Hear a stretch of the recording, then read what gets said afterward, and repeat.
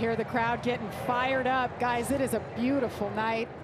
Mid-50s, these fans have come out in droves, excited to see the star power, excited to see the NASCAR Craftsman Truck Series back as they roll out at turn number 4.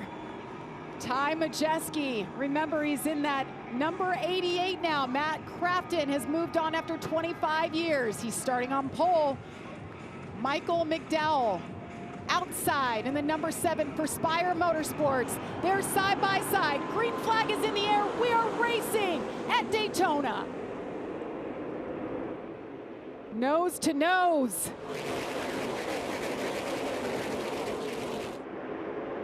Out front, Michael McDowell takes command.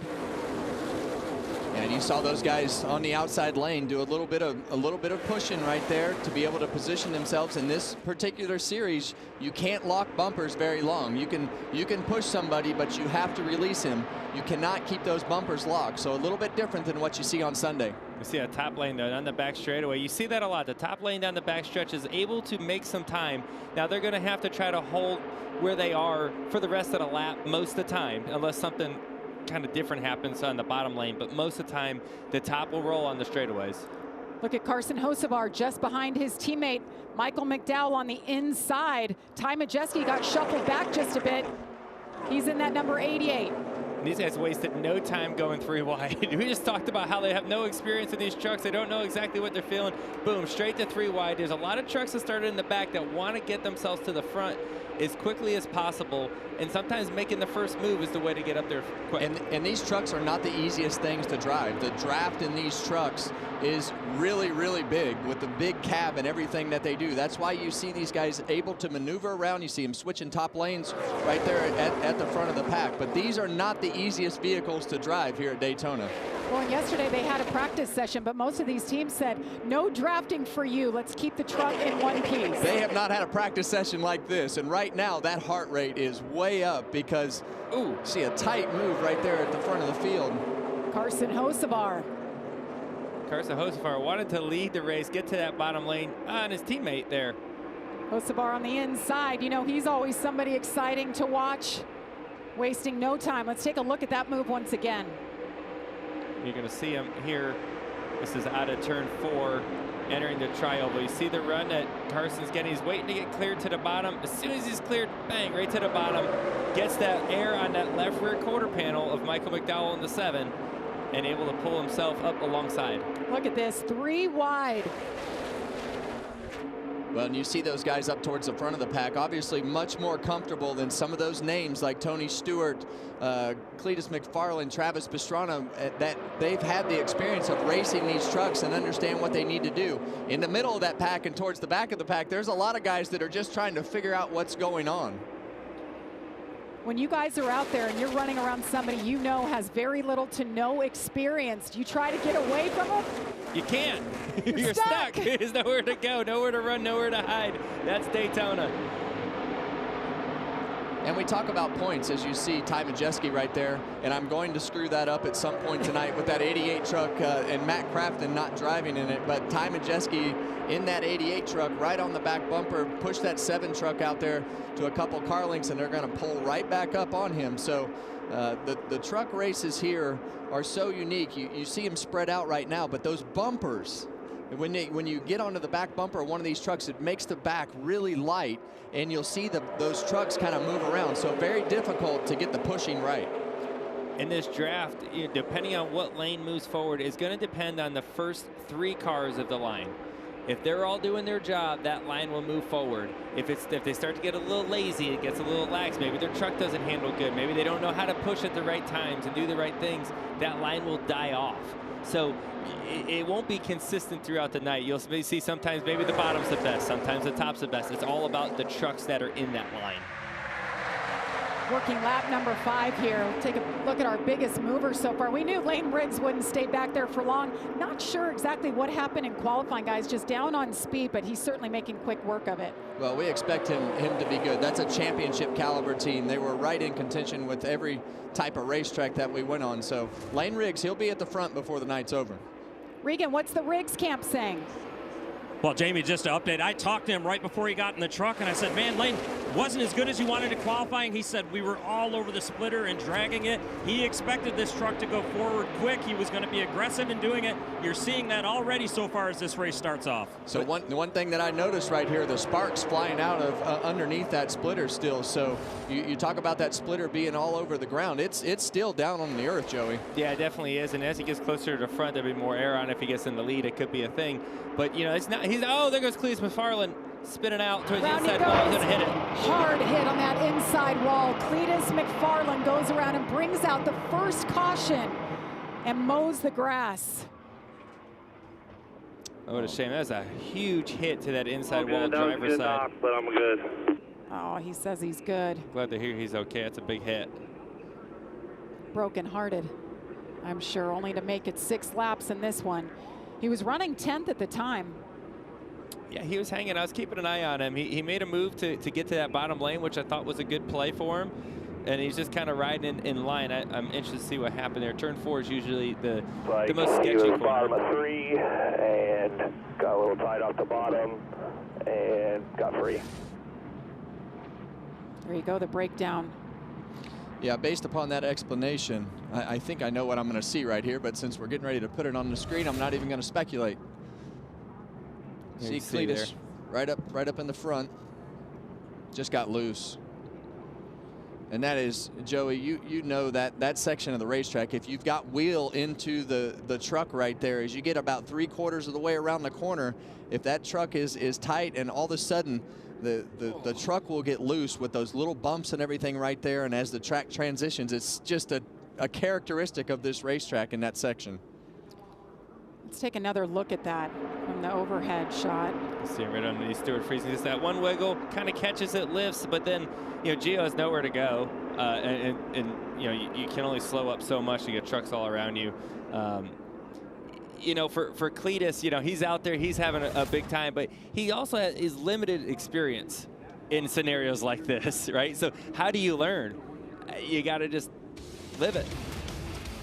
I hope he's okay. What a wild ride and a big hit for Cletus McFarland. He brings out our first caution.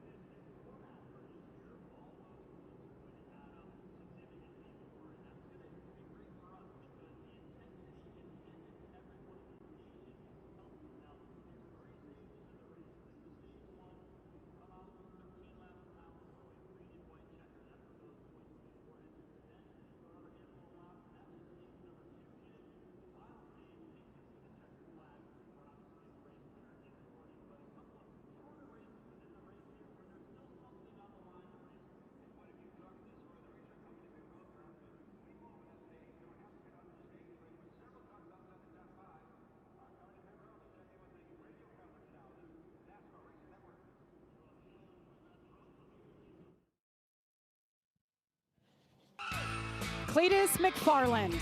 He races anything. He's done a lot of crazy things, and he has fun no matter what he's doing. Look at this. Yeah, we saw those motorhomes last year at Talladega. I went inside. I wouldn't have slept in them. Unfortunately, his night ended early, lap number 6. I know his heart's broken, but it's a great scene when we took a look at the infield, and there he is climbing from his truck. He's gonna be sore after that hit, guys. That was big. He hit so flush to that wall, driver's side. There's no give, right? There's the cage around you to protect the driver. It's so important, but there's also crush zones that you need to absorb a wreck. And you know, the driver's side with all those bars are meant there to keep all the intrusion. And boy, he hit it a ton. I'm glad to see he's okay.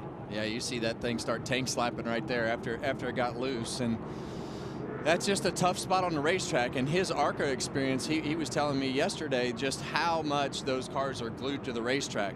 It couldn't be more opposite with these trucks. And when you're underneath somebody like that, it's very easy to get loose. And in that area of the racetrack, even easier. So it's a scenario to where you just got to be, it's trial by fire as to how you learn in those situations. And unfortunate for Cletus, it happened pretty early in this one.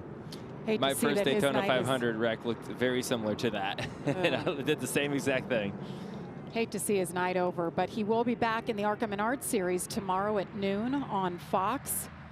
See if he could fare a little bit better. Let's get an update on our leader, Josh. Yeah, an update on Michael McDowell. When I talked to him and his team earlier today, he said when he got in this race last year, wasn't as comfortable with the truck, something he hadn't done in about a decade. This time around, Brian Patty, his crew chief, told me they are way more prepared, and we are seeing that right away with the amount of laps he's been able to lead. Now, McDowell came over the radio just a little while ago, said that truck feels really good, being able to be pushed, just said, tell the spotter to give me precise directions because I'm having trouble seeing where the trucks are behind me. Regan? Well, Josh, to update a couple of trucks that came to pit road on this caution. Tony Stewart, you see him right there. One of those trucks is struggling with the back of his vehicle. They can't get it to where he's comfortable enough to go full throttle through the corners. He's actually having to lift a little bit. So they came in, got 4 tires, and made adjustments to try and help him out and give him that confidence he needs. Another truck, Lane Riggs in the 34, also came to pit road. They are hitting the ground so bad with the nose of that truck still, as Kevin, you saw a little while ago, they decided to put some packer in, so an extended stop for the 34 Lane Riggs. Thank you, Regan, for the update. What's going on down there? I circled Tony Stewart's dash right there because did you see how big that font was? I didn't know that was adjustable. Well, it might not be, but it does not tell anybody that. He's got the glasses in there, too. Hey, all 3 of us do to his. That's exactly right. I'd make that thing as big as possible, too. And it might be that way for everybody, but it's still good for him to be able to see it. You guys, look at this overhead shot. It is absolutely packed in the infield. Great turnout in the stands, kicking off things this weekend. We've got 3 more races coming up. It's as good a vibe in this racetrack and coming down here to Speed Weeks as it has been in a long time. I love the enthusiasm from the competitors, the amount of people in the crowd. It feels a little different than it has in several years. Travis Pastrana back there in 32nd, keeping it clean so far. And this is a nice time to have a caution. You know, it wasn't a huge wreck. Unfortunately for Cletus, he got into that. But for everybody else, they had a moment to go down pit road. Some of them, the leaders stayed out. But the back half of the field, they came in, they topped off. They made a couple of adjustments if they needed to. You're 10 laps in. You get an idea of what you got. And then you have plenty of time to make that up throughout the race. So 9 laps in, 91 to go. Michael McDowell has led 8 laps. Carson Hocevar credited with 1. And the teammates restarting on the front row. Michael McDowell, the outside. Carson Hocevar on the inside. Ty Majeski, Tanner Gray behind him. Yeah, and the one thing I noticed right here, Joey, is typically in that teammate scenario on the front row, you'd work together and let that top truck drop down. But apparently the race is on. Fend for yourself, boys. Well, we saw that when Carson made that move, and now he's going to move back up in front of his teammate as he's going to think the run's going to go down the back straightaway on the top.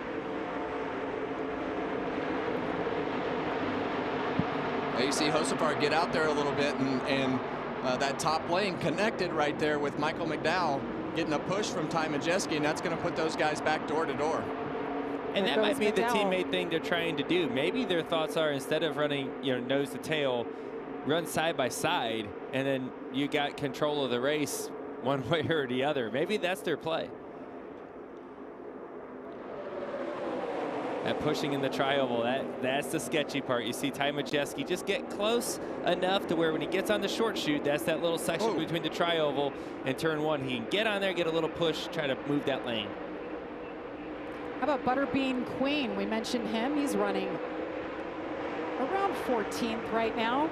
Arc Menard Series champion. Did an incredible job last year. Yeah, Brendan, he was our Cars Tour champion. Just had such a great late model stock career and everything that he's been able to accomplish on the short tracks. But he's also got a great personality. He's got a unique style. He's got that mullet in the back. Always has that American flag hanging out of the window after he wins the races. And the fans love him. And they'll celebrate at the Waffle House with their team. So had a great year last year in the ARCA Series. Climbed a few fences, took home a few trophies. He's a great kid. So he's one of 5 Ram truck drivers for this season. Talk about a big undertaking. I think it was about 6 months ago that Kaulig Racing announced that they were going to be the home of Ram coming back into the sport. 5 full-time trucks. I mean, you were a team owner in this sport for a long time, Kevin. What that took for them to get here? Well, the only reason that our truck team started is because Toyota decided to go truck racing, and Chevrolet didn't want them to come in here and take over everything. And now Ram has brought their trucks back onto the racetrack, and it has brought the enthusiasm level through the roof because of the fact that there's been we want manufacturer battles, and Toyota doesn't want to get beat, Chevy doesn't want to get beat, Ford doesn't, and they all want to say that they have the best truck, because in the end, the manufacturers sell a lot of trucks. America likes trucks. 22 years ago today, Toyota came into this sport, and that was the last time we had a new OEM, a new manufacturer. Yeah, and Dodge, with everything that they did with the Cup cars at that particular time, we're not here for a long time, but they did a great job while they were here. But as we look at Tony Stewart right there in the 25. Back in 25th right now for Tony. He's running all by himself. He might be being smart right now, watching what's going on in front of him. I've seen some experienced truckers trying to make this third lane work. Stuart Friesen popped up there. There's 3 or 4 of them back there, and they've done nothing but go backwards. And they keep collecting more trucks going up there. It's just not working. And they're staying 2 by 2. I mean, that's everyone's gone up to that third lane, has fallen to the back. Cole Butcher on the outside in that third lane leading the way. New driver for Thor Sport Racing.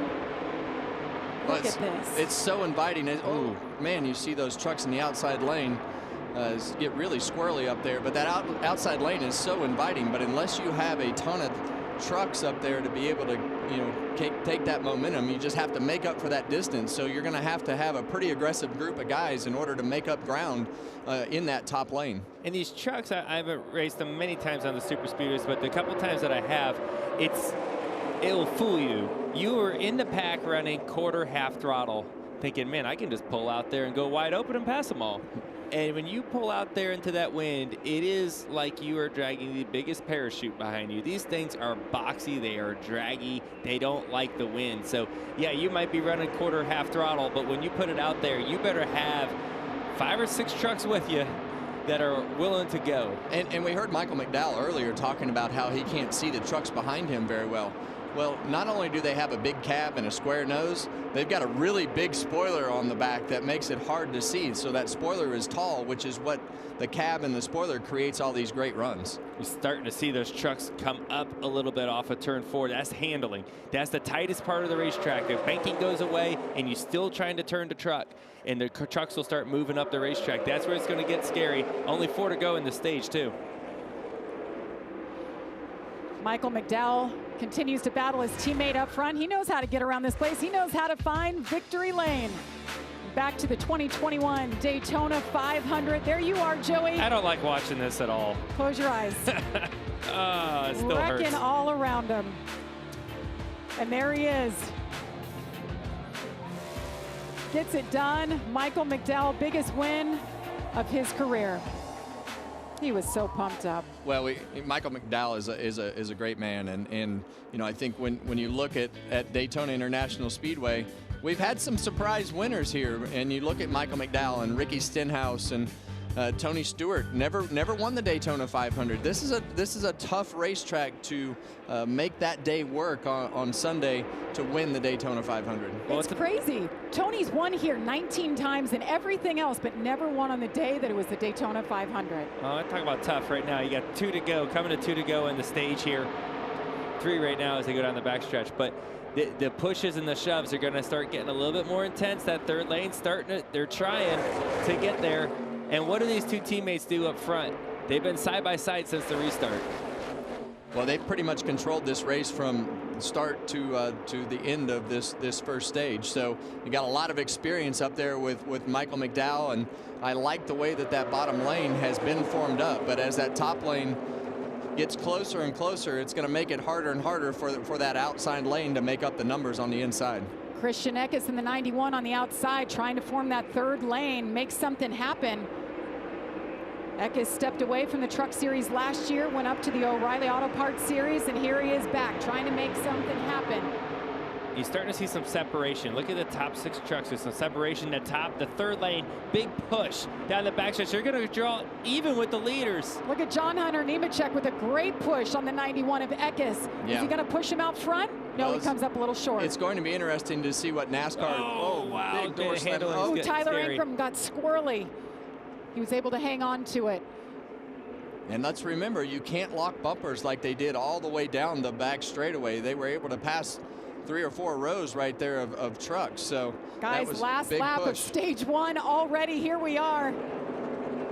Well, this is where it gets wild. Everybody knows that the points are on the line right now, and you've got to put yourself in a position to gather as many as you can with the way that the new point system is. So you want everything that you can get. So it's going to be aggressive down the back straightaway. Yeah, Josefar got way out there, got too far out there, lost a lot of momentum. Look In at the Tanner 15, Gray and in Tanner the Gray makes a 15. great move. Christian Eckes behind him. He still has John Hunter Nemechek right behind him in the 62. Coming out of turn 4. Oh, they get loose. They get real loose. It's going to kill the top lane. Side by side, Carson Hocevar, Tanner Gray. Unbelievable. What a finish to the first stage. Tanner Gray gets credit for the first stage win here tonight and the first of 2026. I know what I seen. A lot of unstable trucks. We're just 20 laps into this thing, and I know a lot of them thinking maybe we can just do 2 tires or fuel only, or possibly even stay out here to get to the second stage. I'd be a little nervous. That's not good handling trucks. Well, guys, on December 18th, 2025, the racing community lost a legend, Greg Biffle, along with his wife, Christina, daughter Emma, son Ryder, friends Jack and Dennis Dutton, and Craig Wadsworth. Tragically, they lost their lives in Statesville. Biffle was more than a racer and a champion. He was a humanitarian and a friend to all. His NASCAR career began right here in the Truck Series, winning the 2000 championship, before, of course, going on to become one of NASCAR's 75 greatest drivers. Greg Biffle was 55 years old.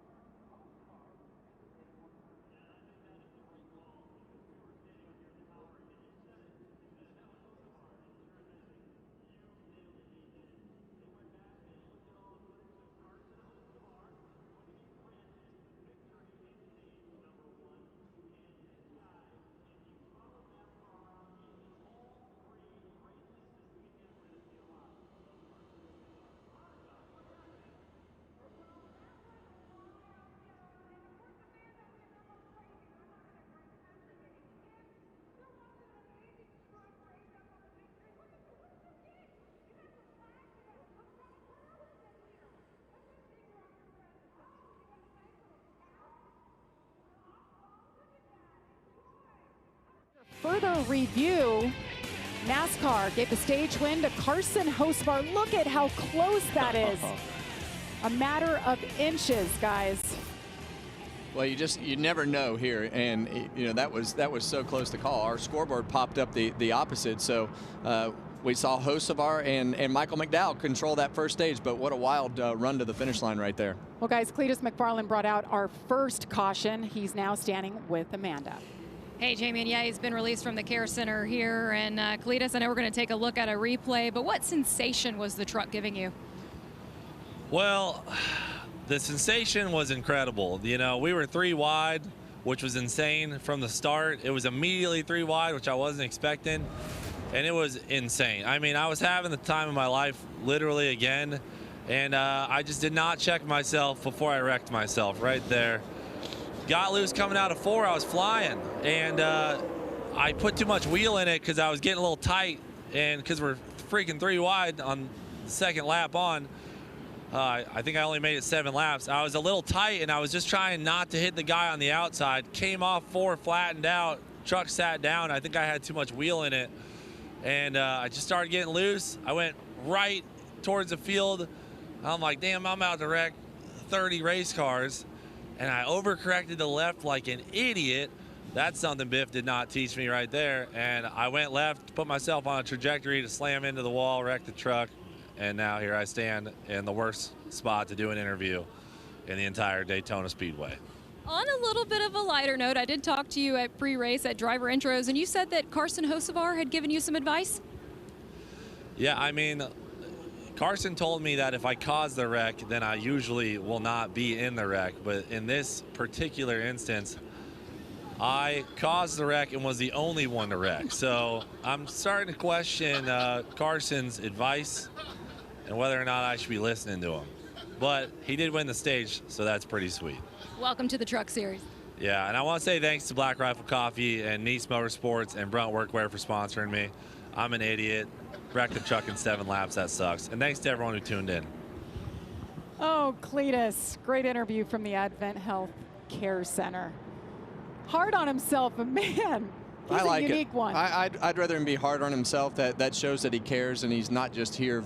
You know, a lot of people want to say he's here for the show. He wants to do good, and he's put a lot of effort into being here and doing the things that he's doing. So I like the fact that he's disappointed. How about that advice from Hocevar? Yeah, I don't know. I just try not to wreck everyone if you can help it. I mean, not that I've been a saint in any way, in that way, but that's part of racing sometimes. But what a good way to end the stage there. Good for him to win a stage, and just a wild finish as we come to pit road. It'd be interesting to see what people do here. You know, what we talked about, is it 2 tires, is it 4 tires, is it possibly staying out? A lot of those trucks topped off on that first caution with 10 laps into this thing. So and you only have to go 16 laps. So exactly. This stage with the cautions and everything winds up being really, really short. And here they come. Most of them are headed your way, Josh. Well, for Tanner Gray, he wanted a slight adjustment in that truck. His crew chief, Jeff Hensley, told him, no, we're doing a splash of fuel. That's it, and go. Regan? Carson Hocevar in the 77 truck, super loose with the back of that truck from where he started the race. Compared it to having a flat tire, it was that loose. And the 91 of Christian Eckes, very squirrely in the middle of the pack. Fortunately, he was able to work his way forward out of the middle of the pack. You see 2 left sides for him. Nice stop for Carson Hocevar. See it there quick. You guys mentioned it. Look at 0 tires across the board. Fuel only. First round of official pit stops are in the books. There's Cletus having better times early on. Tony Stewart. Hey, Dana White is standing next to us. He will join us coming up for stage 2.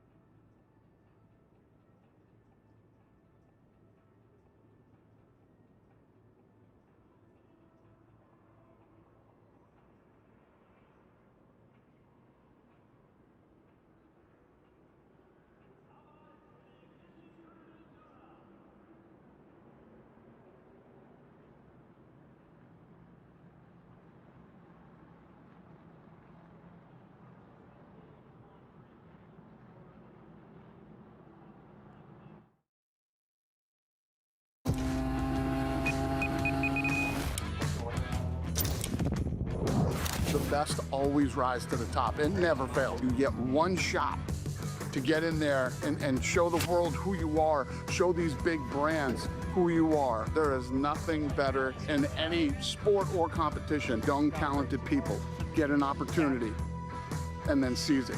It's the best. And the coordinating producer of that series, Dana White, joining us. And many of you may recognize him as the president and CEO of the UFC. So something a little bit different for you, Dana. So why Ram? Why NASCAR? Why the trucks? Well, Ram, the CEO, Tim, reached out to me and came out to Vegas and talked to me about helping them bring Ram back to NASCAR. He liked a lot of the stuff that we've done in building our business. So I love challenges, and so I decided to do it. And here I am at my first Daytona. Actually have some skin in the game and care who wins the race. What's it been like so far as you've been on pit road? It looked like a mess down there at Tony Stewart's truck. Yeah, no, it's been fun. I mean, anybody who's never been to NASCAR before, it's such a cool experience. The fans, the drivers, the interaction between, the driver. In any other sport, when it's game day, even for UFC, they're in their locker rooms, they're getting focused mentally and everything. Football teams, they're in the locker room. Here, they're out mixing it up with the fans. Like, as soon as they get into the truck, they're still taking pictures and talking to fans. It's actually pretty impressive, and I love the I love how NASCAR mixes the brands with the drivers and the fans, and it's a very unique experience. My first one was Talladega. It's why I drank moonshine for the first time. You know what I mean? It's like, it's such a cool, different experience. Yeah, NASCAR is pretty great. And it is a very different sport than others. But to your point, the drivers, the way you guys did the driver search, tell us a little bit more about that. Yeah. I think that, what was the question? About the driver's search to get into the truck. So that you guys you take all the best drivers that aren't signed, and by any of the big brands or in NASCAR. They come in, they compete in basically the same thing. If you think about The Ultimate Fighter, the first season of The Ultimate Fighter, Forrest Griffin was a police officer in Atlanta, Georgia, and we got him to come and do it, and then last minute he pulled out and said, "No, I'm going to stay here, I'm going to do this." I had to get on the phone, talk him into it. He comes in, he ends up winning the show, and then beats Rampage Jackson and becomes the light heavyweight champion of the world. The rest is history. But and here we go. Here's my guy, Mini Tyrell. Tyrell, I love his name. What a great personality, by the way. And the whole story, how they were in one house together. They couldn't have any contact with the outside world. It's a great story. Glad that Mini Tyrell is here racing in the Truck Series for the first time, Dana. It was a great series. You saw it on Fox and FS1. John Hunter Nemechek, little shift up front. Daniel Hemrick on the inside. Stage number 2 is underway. Yeah, and you see immediately right there, Taylor Gray attached to the back bumper of that 62 truck of John Hunter Nemechek. Lane Riggs a little later on the inside row. So outside lane definitely a little ahead of the game right now with those pushers. And something we need to note here, a lot of these trucks are the trucks that pitted on lap 6 or so when the first caution with Cletus McFarland. So these trucks all stayed out at this last caution during the stage. A new set of cast of characters up front. Look at the 3-wide move there in the middle. Wow, threading the needle. That's Carson Hocevar, guys. He wants to retake the lead after stopping on pit road. Yeah, and that's contact? That's a really aggressive move right there from Carson Hocevar. And we heard him talk about his truck on pit lane. It felt like it had a flat tire. It was so loose. So this is luckily a short stage for him, but that didn't hold him back from being super aggressive right there.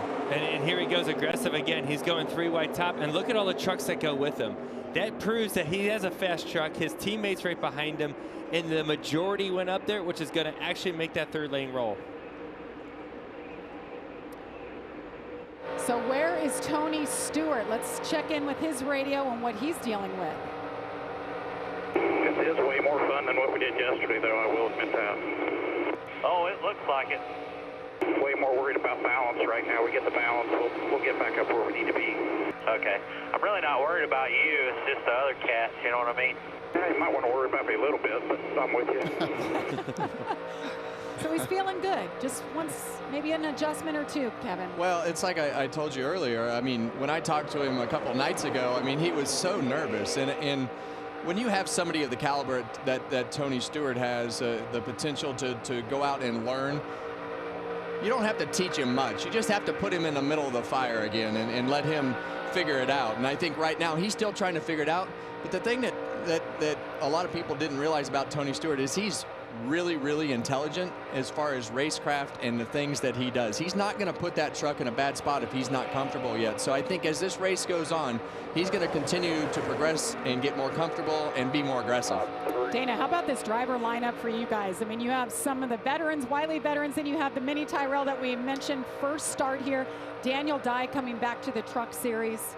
Yeah, I was talking to Stewart earlier, and I'm surprised how cerebral he is about it. It's like, you say he was nervous, but he seemed so calm and smooth and breaking down what he needed to do in the race tonight. It was incredible. And then Mini Tyrrell too. I mean, talking to him tonight, I mean, he's on the big stage tonight, and he seems so calm and relaxed and smooth, knows what he needs to do. And for a kid like that, he got the experience to sit and talk with Tony Stewart for like an hour. And the guys from College Racing are saying, you couldn't pay for this. You couldn't, there's no way you could have this type of an experience in your first race like this. I've been around Mini a lot with our late model stuff, and he had never left home for 2 weeks. And when he went inside that house and he was drinking from a fire hose right off the bat because he was so uncomfortable with the things that he had to do that weren't in the race car. And that's what you want to do. That's what you did with the Ultimate Fighter. That's what you did with this Ram Race for the Seat. And it's really cool to see somebody like that who came from Virginia and is now out here on the stage learning at a rapid pace and trying to figure all this out. But he knows how to win. He knows what to do. It's just a different situation that he's trying to figure out. Dana, thank you so much for being here. Thanks for having me. Great to get your perspective. We love seeing newbies. Congratulations on everything with the series. We look forward to seeing more. Thank you. How about this, Chris Stapleton? We'll be back from Daytona.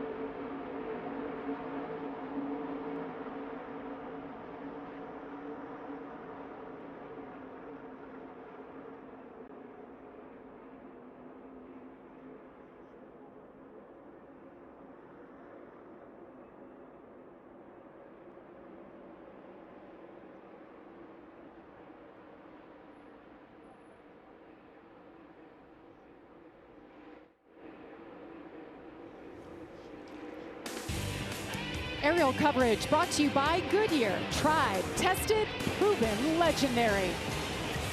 Gorgeous night here at Daytona International Speedway. 65 laps to go, 15 remaining in stage number 2. The laps are flying by, guys, but we've got a change up front. The 38 of Chandler Smith now leading. Carson Hocebar, we had been talking about him as well. He got shuffled. Oh, we got trucks in the wall. That's the 98. Is that Tony Stewart? Yeah. Jake Garcia, Tony Stewart, and the 25 involved there. Tony was just sounding pretty optimistic, getting comfortable in that truck. Yeah, and he was just wrong place, wrong time right there as those trucks got loose and shot up the racetrack right into the side of that 25 truck of Tony Stewart. Out to the left, wheels to the left about 4 inches. I'm going to slow down here. We're going to have tire come park. What do you guys think? Fixable from what you see? I don't think so. No. I mean, even if I mean, it's probably fixable, but it's not going to be competitive. But let's see what happened right here.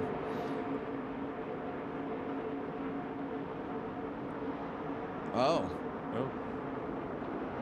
Big wiggle right into him. Obviously, Tony couldn't do anything about it. Yeah, and that's the same part of the racetrack that Cletus McFarland wrecked in earlier. He just got loose right there and overcorrected.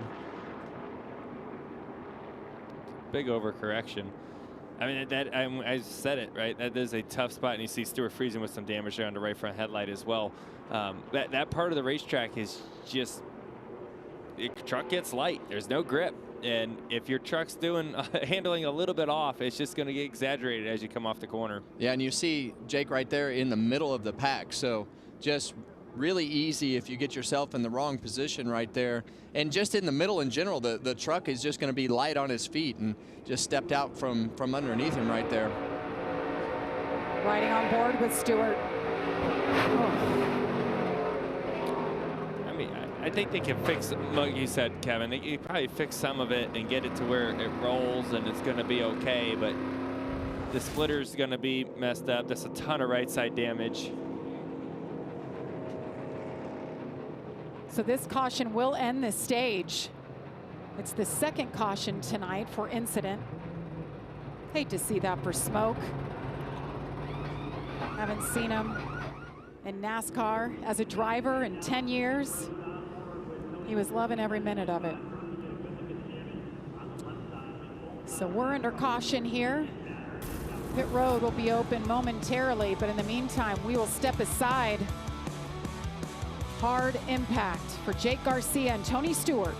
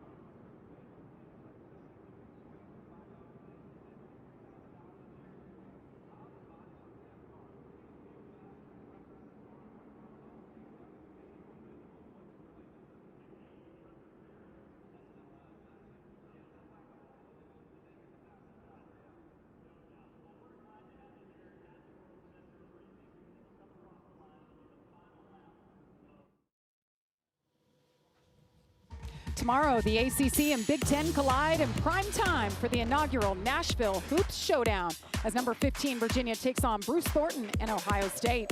It all begins tomorrow at 8 Eastern on Fox. All right, so the 19 of Daniel Hemrick, before that last caution, we saw him come down pit lane and we were told he had a missing spoiler brace, so he was penalized, and that's why he brought it down. He's being shown as 3 laps down right now in 36th. Amanda, what are you hearing? Jamie, it was exactly that. It was a missing spoiler brace, and there was a penalty that he was going to be assessed if they did not come down pit road and replace that spoiler brace. I did talk to Bill McAnally quickly. He is pretty certain that that spoiler brace was on that truck before it entered into competition tonight. Thinks it must have been loose and came off during the race here, but as you can imagine, the team was pretty fired up over the wall to get that spoiler brace on and get Daniel back out. He was running P7th when he had to drop out of that pack and come here to pit road. And that's Kevin Bellicourt, his crew chief, you saw standing there waiting on an answer from NASCAR. Now, I also mentioned Carson Hocevar, who has led the most laps tonight, 15 to be exact, and all of a sudden he went from first to shuffled mid-pack. Yeah, and the engine, it sounds like the engine just shut off right there. And we've seen that happen a few times with these Ilmor motors in the truck series. So he definitely lost all his track position, went to the back, and it took back off, and he was able to start moving himself back forward. So you'll see right here. Yeah, you see here on the replay, this happened during our commercial break. You see Hemrick coming down pit road for the penalty, and you see Hocevar, the leader, it just cuts off. And luckily no one ran in the back of him, and then it pops right back on and he's able to tag on the back of the field. Let's listen to his radio. No, it's shut off. We're back going. He said shut off. Could be a blessing in disguise here. Just keep your eye out. Well, we're going to win the stage. Yeah, tip for. Hopefully have an opportunity to win the race. So Hocevar back in 26th. We mentioned when that second caution came out for incident that would take us to the end of the stage, and here it is officially. Chandler Smith in the 38 will be credited with that stage win. Something I thought was interesting there when Carson Hocevar's truck turned, shut off. Him and McDowell were kind of controlling the pace of the field. The two of them were working well together, and it was hard for anyone to really mount a good attack on them. Once McDowell lost his teammate, all of a sudden you see those Fords. Look at the top three Ford F-1 boom right up front. It takes a team, is what I'm trying to say. And when you're able to get control with the right trucks around you, you're able to do some great things. And McDowell right now is saying, hey, where's my friend? Where'd you go? So drivers coming out of turn 2 right now. Next time by, pit road should be open. Kevin, what's our fuel strategy? Sponsored by Zero Carbon Bioethanol. What do you think? Well, you need to leave pit road with a completely full fuel tank, because this next stage is 60. Well, we're at 60 laps to go right now, so you're going to be 56, and we know that the fuel's 32 34 laps, somewhere right in there as far as how you can go. But I think you want to fill everything up right here to make sure that you're ready to play the game, depending on how the cautions fall in this last stage. You can go a lot of different ways. There could be a lot of cautions, and you can save a ton of fuel under caution. Also, mid-pack, you can save a ton of fuel in comparison to being in the lead, being wide open. So how that plays out, you want to pack it as full as you can so you have the options of playing it out different ways. So pit road is going to stay closed. NASCAR is still trying to shuffle the lineup before they come down to pack it full of fuel. As you mentioned, make those adjustments. This was our last incident.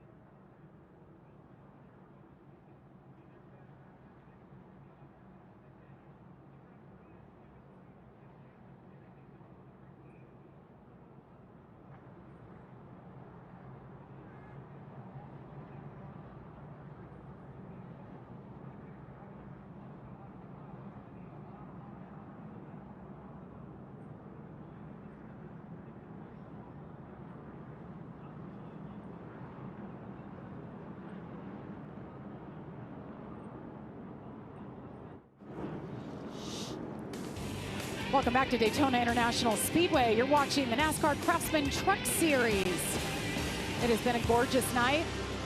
Had a couple of cautions. Waiting for pit road to open, bring these guys down. Happy you're joining us as we kick off the 2026 season officially. Jamie Little, Kevin Harvick, Joey Logano, Regan Smith, Josh Sims, and Amanda Busick on pit road. So NASCAR was trying to refigure the lineup here, and I think it may have something to do with the 19 up front of Daniel Hemrick. The team was lobbying to get that penalty reversed. And they're coming your way now, Amanda. You're going to take a look at Taylor Gray coming up down to pit road, is back in a truck for the first time since 2024. He's already assessing who can help him out there ahead of stage 3. Wanted to sell the 62. Hey, I'm working good with John Hunter Nemechek. Pair me up with that guy. It'll be 4 tires for him, Josh, as we get ready for this last stage. Stage 2 winner Chandler Smith in that 38 truck. That truck has been a tick loose all night long. Made some adjustments. Last stop, more adjustments to tighten them up this time around. And for Ty Majeski, no adjustments, just 4 tires of fuel, Regan. Lane Riggs in the 34 truck, a little bit free when he was in the pack, but once he got out front, extremely loose, told the team he needs some help with that problem. All these drivers filling up with Sunoco race fuel with zero carbon bioethanol. The race off pit road. Lights with 2 tires, little mixed strategy here. Majeski 4 tires, Stenhouse up there with 2. We'll be back. Drop the green flag when we come back.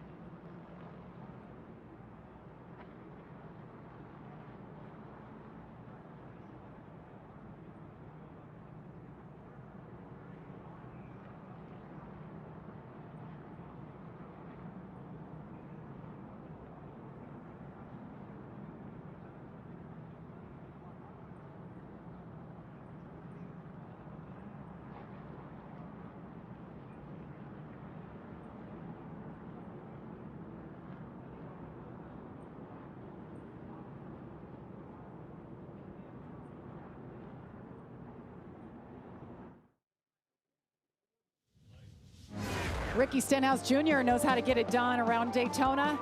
Remember back to 2023. Big hit by Larson, and watch Joey, you're always there. Yeah, right there, right there. Well, you got your picture made. I wasn't Crossing sure when the the finish caution line came first. out. I was in denial still when the caution came out, but good for Ricky. Big win. How about that? The end of that long, grueling race. And here he is making his Truck Series debut. He's just here to collect another trophy. Yeah, and I think they were very cautious in the first two stages. You see Stenhouse right here going to line up third. Very cautious in the first two stages because they don't need stage points. I mean, I know the team might want them, but ultimately Ricky's here to try to win the race, and we know that he can do that. Absolutely. Remember, Ricky Stenhouse Jr. has never run a truck ever. This is his first race in a truck. It's kind of crazy and hard to believe that. But yeah, I mean, he's got, a couple stages now under his belt to be able to just kind of learn a little bit. What can the truck can and cannot do? And to your point, Kevin, all things to gain and nothing to lose. You know who's having a quiet night is Travis Pastrana. What's going on here with McDowell dropping to the back? I don't know what happened. Equipment interference we're seeing. Okay, pit road penalty. Tail end. And those are the kind of things that are just make it way harder to get yourself back in that position. You work all night. Those guys have been up front. McDowell and his team have been up front the whole time. And now you're headed into the last stage, and now you got to make all that ground back up and dodge all the carnage that is going to probably happen at some point. And something that affects a lot of the field right there, he dropped to the rear after the choose. So the whole row that was behind him all moves up. They didn't know that when they were choosing before they got to the box there. So that does affect the field a lot when the penalty is called that late. So McDowell drops back, led 13 laps earlier. Number 5 of Nick Lights. Well, the intensity is getting ready to pick up. We've seen some good racing. We've seen a couple of minor accidents, but the pushing and the shoving and everything that has happened at the end of these stages is getting ready to ramp up dramatically. Nick Lights in his 9th career start, driving for Tricon Garage. That number 5 on the outside, Ty Majeski on the inside. 55 laps to go from Daytona. Oh, big pushes up top. Corey LaJoie in that 75 on the outside. Well, and you can just see the experience from the guys that know how to push and the guys that don't. And right now, Corey LaJoie, he's always been a really strong pusher, and you see him behind that 5 truck up on the outside lane. And you see them open up that middle. When that middle's open like that, all it takes is somebody to stuff it down there in the center and break up all the momentum, everything that's going on there. So you always want to be careful of leaving that open. Lights falls back, waiting to get hooked up again with the 75. And there's Hocevar 3 wide up top. My man just makes the moves. He's got a super fast truck, and when he goes, a lot of trucks go with him because they know he's going to the front. That's John Hunter Nemechek right in front of him. Yeah, and we heard those trucks talk earlier about some of the trucks that they wanted to connect with, and John Hunter Nemechek was one of those trucks because the experience in the field, it makes a difference, Joey, because of the fact that you know how to push a little bit better. You can control the spacing as we see him 4 wide right here. 3 of the 4 Cup Series drivers are trying to hook up. Got a little broken up there. Ooh. Wow, that was tight. Man. Threading that needle. And something I want to point out here, once they got 2 wide and then 3 wide, the whole bottom lane got cleared. That's all the bottom trucks. They were just sitting there in the bottom lane. When they started racing 3 wide, it killed the top 2 lanes, and the bottom was able to succeed for now. Well, Tony Stewart, after that incident, went back to the garage, and he has been checked and released from the infield care center. Smoke, it was fun while it lasted. Chandler Smith won that stage, now falling back. Well, you see that outside lane as the inside lane just gets really, really organized. Carson Hocevar up there trying to make something happen. You see those trucks come down the racetrack trying to get a side draft. Slow that inside truck down and pick them off one at a time. Butterbean Queen, guys, 3rd truck in line on the outside, doing a really good job. Well, That's what he's here to do. That's what the Truck Series is for. It teaches you how to race on the super speedways. It teaches you how to bump draft, and that's just the next step in everything that he's done throughout the ARCA Series and in his late model career. And now he's run enough of this race now that he should be comfortable doing the things that he needs to do. Well, here comes the top. Is anyone going to pull up in front of it? They're pushing each other down the back straightaway. If two trucks are going to make it happen, you got two of the most experienced drivers in the field here as far as Cup experience, that they are putting it all to work when they come here to the Truck Series. They know a lot of things a lot of the truckers don't know yet from racing in the Cup Series. Guys up front, Ty Majeski, Ricky Stenhouse Jr., a dangerous combination. Those two hooked up at the front, Kevin. Well, they're hooked up at the front, but the thing that I think is that 88 truck has a lot of speed in it. We've seen him consistently be able to be up at the front of the racetrack, the way that he can pull that pack around. And I think Stenhouse probably wants to be patient until that outside lane starts to challenge, which looks like it might not be long. Every time someone goes 3 wide in the middle, though, that is hurting the momentum of the top lane. So they need to stay 2 by 2 to get that lane moved up there to get side by side with Majeski. Well, guys, let's hear from Tony Stewart. He's with Amanda. He walked over to the interview and just said it was just starting to get fun out there. And Tony, you were squeezed into the wall there by Jake Garcia. What was your experience with it? We just didn't know what we were going to have balance-wise, and it felt a little free at the beginning. I just tried to keep sneaking up on it, and the first change really didn't move the needle, so they tried wedge instead of track bar and air, and it's actually started responding to it. So we probably needed to make that same change again, but it was at least in a spot where I felt comfortable being 3 wide and felt like I could hustle a little more. But we knew we still needed at least one more adjustment like that. But it was starting to get fun where we can at least get up there and mix it up a little bit and get in the middle of that stuff. So not sure what happened underneath us, but just comes across the nose, but it's just part of it. I heard your crew chief said to you, maybe you want to do this again sometime. What was your answer to him?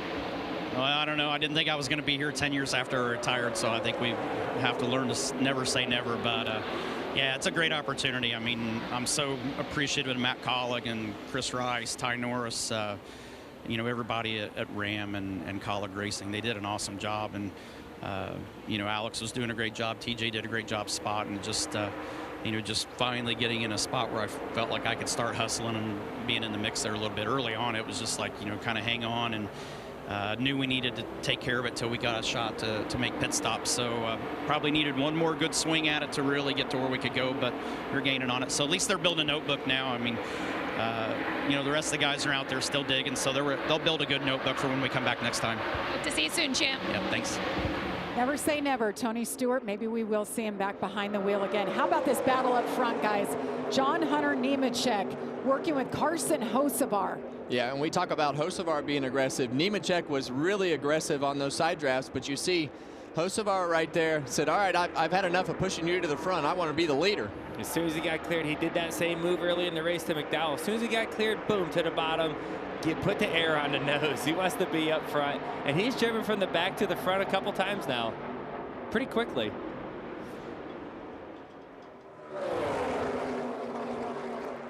Carson Hocevar out front. He's led more laps than anybody. He's hanging on to it. The fans are loving what they're seeing tonight under the lights at Daytona International Speedway.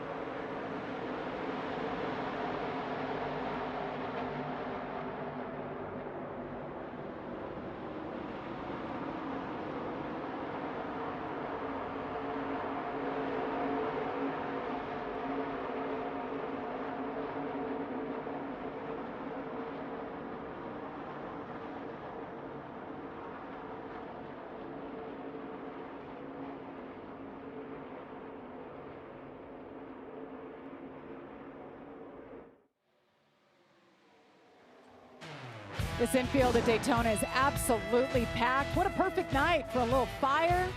First race of the weekend. We welcome you back to the NASCAR Craftsman Truck Series live from Daytona. Carson Hocevar just continues to command this lead. John Hunter Nemechek isn't making it too easy. Well, you've got, and when I was coming up through the Busch Series, I always wanted to race against the Cup guys because I felt like I learned so much, and I feel like it's the same thing here in the Truck Series. We saw these two Cup guys right here just basically just take control of getting themselves to the front and position themselves at the front by being aggressive. Now you see them blocking, pushing, shoving, doing everything that they have to do. But man, the guys that they're racing with that are regulars or rookies, whoever it is, learn a ton. Yeah, and you see another Cup guy there, Michael McDowell. Remember, he just had that penalty when we went back green. He has driven all the way back up to third and about found his teammate again. And we've seen those Spire trucks are fast. I mean, they are just like the moves like that. Look at the momentum kill. They keep going. I mean, they got some strong trucks. Obviously, the top's going to roll here, but outside flies by Carson Hocevar. Going backwards, trying to avoid disaster. Everybody in his way. Something's wrong. The truck's wiggling a lot. There it goes. And around he goes. Watch it here. Watch it. You're good behind by one. How about heads-up driving by everybody in the field, guys? That was incredible. Yeah, I thought for sure somebody was going to hit him square in the back of that truck. Caution is out for the 4th time tonight. Another heartbreaker. You were just saying, Joey, how strong those Spire trucks are. Showed how he drove from the back to the front more than one time tonight. Well, don't count him out yet. It's the left rear tire, obviously. And, you know, they'll have to bend some sheet metal back and they'll be okay. They're going to put tires on it. And as fast as those trucks have been, don't count them out yet. You're saying there's a chance. Yes.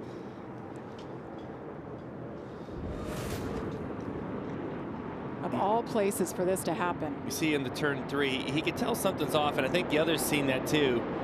And here he's just trying to woe it up, right? And you don't want to completely slow up in front of everyone and wreck. But he's trying to just keep it in one piece here. What a great job by everybody. And by Hocevar. I mean, yes. To be able to feel that tire was going around, and those guys, luckily, with the experience that they had right there to realize that he has a problem. You see it right there. Start to move around the racetrack. You can see the left rear tire is soft right there. There goes Eckes. I'm out of here. Yeah, that could have been really, really bad. Yeah, especially if that tire would have come apart right there going into the corner. Let's go on board the Celsius camera. Justin Haley and what he saw. Backing up. Wow. Oh, yeah. I mean, it's so scary. So you're catching a truck that fast, and you're like, oh, should I move up? Is the truck behind me going to move up? You don't want to get stuck behind him. And let's give Justin Haley some credit right there. You heard him just breathe out of the gas. The biggest thing that you don't want to do when there's a scenario like that is just dump the gas, hit the brake pedal, because you'll get run over from behind. So you're looking in the mirror, lifting out of the gas, trying to see what's catching you from behind to make sure you don't get run over, looking to the right, trying to find some space. A lot to digest right there from Justin Haley. He did a great job. Justin Haley, another Ram driver. He's here back in the Truck Series full time. So I'd say right from here, 41 to go. Sure, you're a little bit outside of your window. I'm coming down pit road, though. You're only a couple caution laps away from making it. Top this thing off. Probably, maybe people put 2 on here, Kevin. I'm not sure, but I'm definitely coming to top it off. Yeah, I mean, you have to come to pit road and get the tank full of fuel right now, and then save. I think you got to bank on a few more cautions as we go towards the end of this race. That's typically the way that this race goes. Green light on pit road. It is open for the taking. Looks like everybody will follow your advice, Joey. They're coming your way, Amanda. Brennan Queen started this race 22nd all the way up into the 6th position. They just reminded him, do not slide your tires as you come into this pit box. Brennan's been radioing back to the team that I feel like this truck is dancy out there. His crew chief was telling him that we know that we're getting you comfortable out there on this truck as we make adjustments. But Brennan radioed back and said, I'm just feeling more comfortable and learning a ton. Josh? For Michael McDowell, a little trouble getting out of his pit stall there, but he wanted possibly a track bar adjustment, ultimately decided not to go with it and just go with fuel. John Hunter Nemechek was a little bit tight early in the race. Good right now on that run in the 91 of Christian Exis. Driving good. They just took fuel only.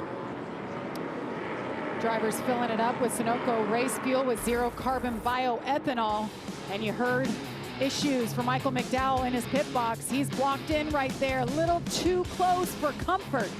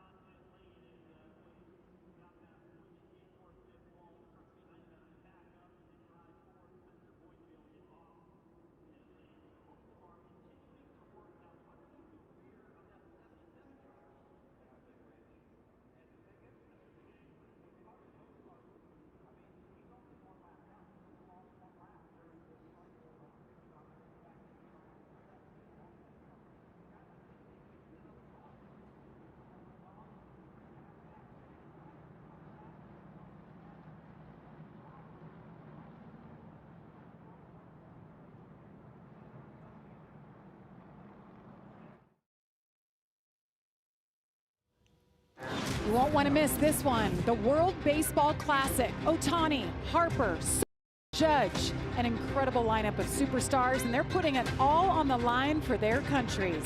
That's March 4th through the 17th on Fox and FS1. Bryce Harper, he's one of my favorites. A beast. Beautiful aerial coverage brought to you by Goodyear. Legends aren't born, they're proven. But the groundskeepers, I have to give them a shout out. I mentioned it to you guys. You probably think I'm nerding out on it. But last night, this infield grass got destroyed on the left side. Casey Mears, a couple others went through it. I think he was like doing donuts in it, tearing up the grass, and they did an incredible job fixing it. That's all fresh from tonight, I believe, Cletus. He just mowed it, and yes, I would agree with you on a couple things. They did a great job with the grass. You can still kind of see the donuts right there, but I mean, you called yourself a nerd, so I'll just agree with you. Hey, I hang out with my kind. That's right. Butcher in his box. See what I did there? You see a lot of trucks coming out pit road again, just topping it off one more time, just trying to get every last drop of fuel before we go back green. This is the one to go. They're choosing right now. All these trucks said, I'm just going to take just a little bit more gas. So 37 laps to go, guys. Next time by. Yeah, and that's more than a couple trucks. That's 3/4 of the field right there. That tells you how tight this pit window is on fuel. So you're feeling pretty good. Things are, no? All right, you're clear on Right the way. they're right there. They need another caution or two, Not unless right? we have some cautions. You're going to need to really take care of the fuel right here. It'll be interesting to see if they learn what happens with the fuel savings method and understanding how many laps they need to save. Ford Racing on board for Chandler Smith, currently 19th. Led 7 laps tonight. You hear him shutting it off right there. It's acting funny. I don't know if he shut it off or not. Maybe he did, but yeah, I mean, I think what's tough for these teams, right? You know, these Cup guys, yeah, he's cutting it off, trying to coast. The Cup guys have their fuel mileage really scienced out, right? These guys that just focus on fuel mileage are really, really good at it. Remember, the Truck Series is a stepping stone series, right? This is not the best of the best. It's not the top, right? Everyone's learning here. They don't have it scienced out down to the last drop of how much fuel they are burning throughout the race, how much they are saving.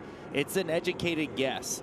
And who can do that the best? And how do you know when you don't know you're out of gas until you're out of gas. So there's not much of a warning. Definitely not as much technology in the Truck Series, right, Joey? No. Well, and you see right here, the lineup is going to look a little bit funky because when you pit for the second time, you go to the tail end of the longest line, and that's why you only see those first 3 rows double file. Everybody else has to line up single file. So Tanner Gray, Justin Haley on the inside in the 16. And all those trucks being single file is going to really change the complexion of this restart and how these trucks get runs and how these front 4 trucks are spread out and so far away. I would say most likely what's going to happen is they're going to get lined up and get a huge run on those first 4 trucks. They're going to start, you see them, they weren't single file for long, and they're going to get still these big runs, and they're going to have to pick a lane, right? Where do we go? And here's the huge runs coming right here. Look at as they catch the lead pack there. Didn't take long at all. John Hunter Nemechek has done an incredible job tonight for Halmar Friesen, running that second truck with them. Well, you can just see his confidence in that truck and the way that he's able to just push and do the things that he's done. Every time they get behind, they find themselves right back at the front of the pack. I just laugh how spread out they were 1 lap ago. They come by, they're 3 wide and 1 big bunch. And that's truck racing. These things just get incredible drafts, and when you can push correctly, you can make up so much ground because of the amount of speed that it picks up when 2 trucks are connected. Tanner Gray has been really impressive tonight. He's been in the hunt, guys. He's been there most of this race. You see Justin Haley, who restarted first, sliding back just a little bit. Yeah, and you see John Hunter push him out there. You see that truck come back to him, and you know this more than anybody, Joey. You don't want to get yourself too far out. You'll drag some brake and really look in that mirror to make sure that you don't leave so much space that you just get driven by. Right, look at that 88 truck right now. He just broke free. He's going to have a run. He can either take the run or he's just going to be happy where he's at. He's got to make a decision right now. And it looks like he's okay where he's at. But he had the opportunity to do something, and he decided to hang. There you see that 12 truck again of Brendan Queen right there. So he is definitely learning a lot. He's doing a great job. He's not put himself in any bad spots. And as we get towards the end of this race, he's going to hopefully put himself in a position to have a chance as we get towards the end. Corey LaJoie in the 75 up there with a nice push to Justin Haley. Let's remember, Justin Haley is a good speedway racer as well. He's used to racing up front. He knows what to do. Ooh. There's a very late block. They got away with one there. Yeah, Corey LaJoie there in the 75 truck. We referenced it earlier about his aggression and the things that he can do on a super speedway as well. We've seen it many times on Sunday. We've seen it in this truck, and a lot of contenders with a lot of experience up towards the front of this pack.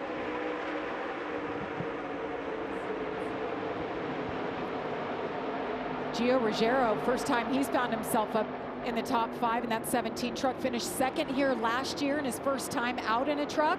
Went on to win at Talladega. Ooh, they're getting a little too close back there on the inside. Back square on exit. Yeah, you see that bed flap right there stuck straight up in the air on Justin Haley's truck. You mentioned how good Justin Haley is around here. 2 wins in the O'Reilly Auto Parts Series, 1 Cup Series victory. He's gotten it done at Talladega. And it's really 62's 1 off hip now. really unique with these trucks because there's like a in between those down bars in the back where that flap is stuck straight up in the air. It's almost a low pressure zone, and almost the arrows circle right there and almost pull those doors up sometimes, and it looks like that one is definitely locked open. You can Kevin, imagine. I look at, sorry, Jamie, I was just looking at the field, and it looks fairly calm right now, and I see a lot of, this is the first time I've seen this all race, is where some people are content where they are, and it makes me think they're saving a little bit of gas. They're not on the gas wide open. They're able to save a little bit. Let's put a little bit in the bank. If I can get myself 5th or 6th in line and stay there and save a few drops of gas, maybe save me a lap or 2 for later in the race, not a bad call right now. Guys, Dana White was up here with us, and his enthusiasm and excitement for being part of this Ram program, being back in NASCAR. They're leading this race, and it's the first time Ram has led in the Truck Series since 2014. Colleague Racing, job well done. So much work and effort. So many hiring of employees to get here. 5 trucks in the field, 5 trucks full-time this year.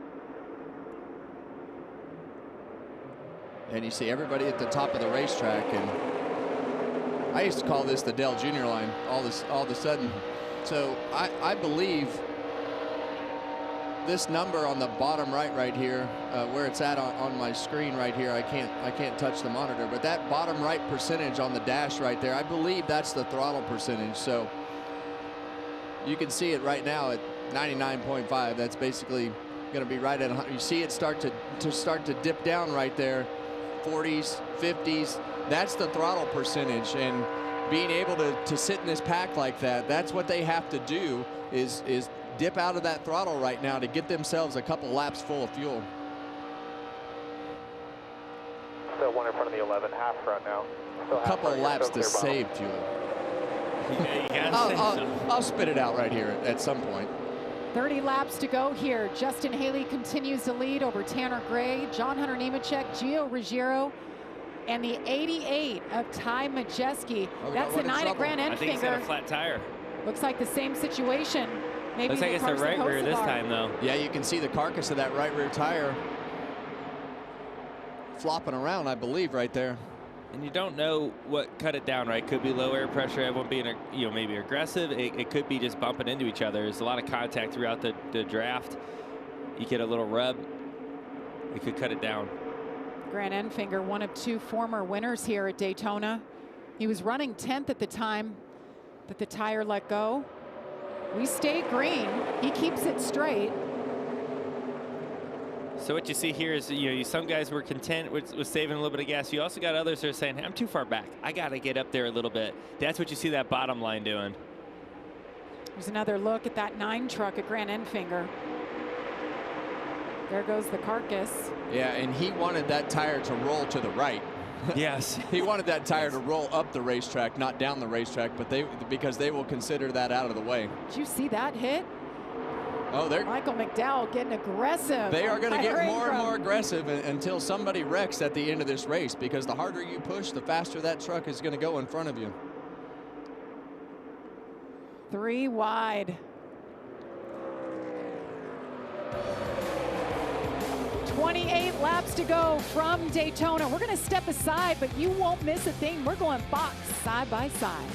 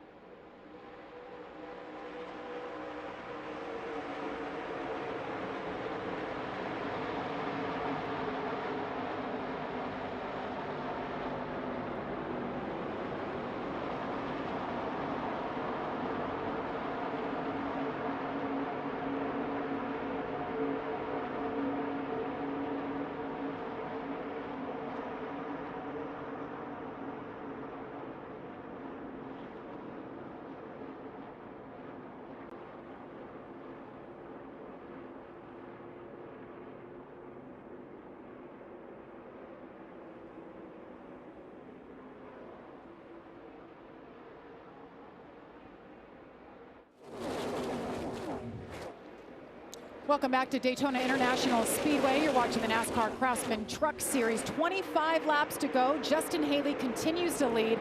Lane Riggs had some significant contact, and he had to bring it down. He held on to it, guys, but he cut a tire. Yeah, and it looks like that right rear is way in the air.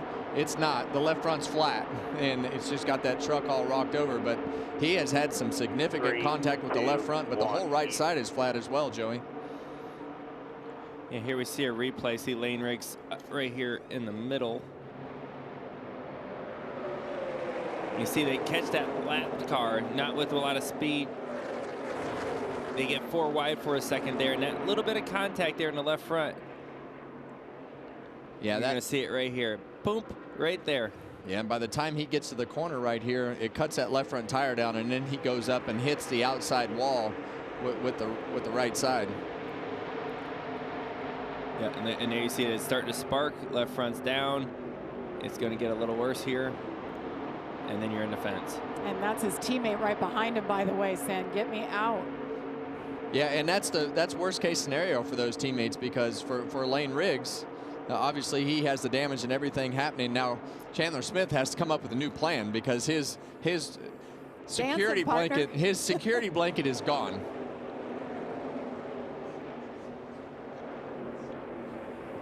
Tanner Gray continues to run top 5, and John Hunter Nemechek, guys, he's been impressive tonight. Aggressive pushes. Well, we've made so much about Ram being back in the Truck Series. I think it's a pretty big deal that they're up there leading this race right now with everything that's happening, as you see these trucks going 3 wide here, a little deeper in the pack. But Ram being at the front of this pack is something that has to be for Tim Kaniskis and that whole Ram group. Dana White, everybody standing there. What would it be like to win your first race back into the Truck Series? Justin Haley has now led 15 laps, Josh. Well, Jamie, and you guys talk about Ram being back in NASCAR. Well, also Justin Haley back in the Truck Series, and I had a chance to catch up with him earlier today. He said, yeah, it was really tough getting released. He had moved his way up to the Cup Series. You know, he had success. He had won at Daytona. So when he got let go, he really had to think about what he wanted to do. He said he had several offers, but remembered the success he had with Kaulig. It was a no-brainer for him to come over to Ram, to work with Kaulig again, and come back here to win races. And right now, he's leading the field with 22 to go and feeling really good about his truck, guys. Yeah, Josh, great update. Great. I mean, to come back to the Truck Series, you got to swallow your pride a little bit. John Hunter Nemechek did it, but he knows he's going to be in a competitive truck, and this makes it all worth it, right? He has a shot at a win. And I believe this is a little bit different, right? Like, I think. Oh, here we go. Around they go. The 77 Carson Hocevar. Keep going. He's had his spun out. issues I wonder tonight. if there's another flat. It's a left rear flat. Yep. Keep going. Yeah, it is. We're still green, and we just turned yellow. Caution is out. And there's a lot of crew chiefs saying, "Woo," because this guy, I think they were all really nervous of save fuel, of being able to make it to the end. This caution is going to help them a lot, and it's going to bring the intensity of the race up a lot, where everybody was just happy saving some gas because they had to get to the end. Now it's different. But yeah, but if I'm Carson Hocevar, I'm wondering what's going on with these flat tires right now. Is something rubbing? That's a couple. So what do you think right here, Joey? Do you come in and just take a quick splash to cover yourself for a green-white checkered, or do you bank on what you had saved right there? Who am I and what place am I in?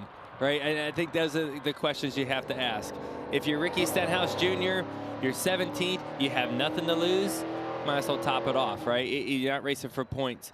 If I'm in the top 5, man, I, without knowing their full situation and what their fuel mileage is up here in the booth, it'd be hard to give up that track position with 20 laps to go. Take another look here. The 77 and Carson Hocevar. Yeah, and we think there's either, yeah, you see it again. That left rear tire is already flat.